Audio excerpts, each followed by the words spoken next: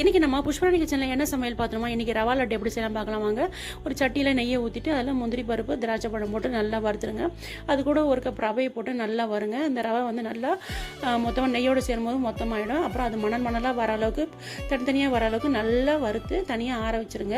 அதுக்கப்புறமா நம்ம என்ன பண்ணோம், கொஞ்சம் தேங்காயை வறுத்து நெய்யில் வறுத்து வச்சுடுங்க. அதுக்கப்புறம் ஏலக்காவும் பொடி பண்ணி வச்சுக்கிங்க. அப்புறம் ஒரு சட்டியை வச்சு அதில் ஒரு கப் ரவைக்கு 3/4 கப் சர்க்கரை போட்டு 3/4 கப் தண்ணி ஊற்றி நல்லா கொதிக்க விடுங்க. அதில் கொஞ்சம் பால் ஊற்றுங்க. பால் நல்லா ஊற்றுனதுக்கப்புறமா அழுக்கு மேலே வரும் சர்க்கரை பாகில் அந்த அழுக்கை எடுத்துகிட்டு அது கூட வந்து நம்ம ஏலக்காய் பொடியும் தூவிக்கலாம். அதுக்கப்புறம் வந்து நல்ல பாகு ஒரு கம்பி பதம் வந்ததுக்கப்புறமா நம்ம ஆற வச்சுருக்க ரவையை அதோடு போட்டு சேர்த்து கிண்டி நல்லா மேலே நெய்யை தடவி நல்லா மூடி வச்சுருங்க. கொஞ்சம் நேரம் கழித்து சூடு ஆறும். ஆறி கை பொறுக்கிற அளவுக்கு வந்ததுக்கப்புறம் லட்டு பிடிச்சிருங்க. ரொம்ப சூப்பரான சுவையான லட்டு ரெடி ஆகிடும். நம்ம சேனலுக்கு லைக் பண்ணுங்கள், ஷேர் பண்ணுங்கள், கமெண்ட் பண்ணுங்கள், சப்ஸ்கிரைப் பண்ணுங்கள். Thank you friends.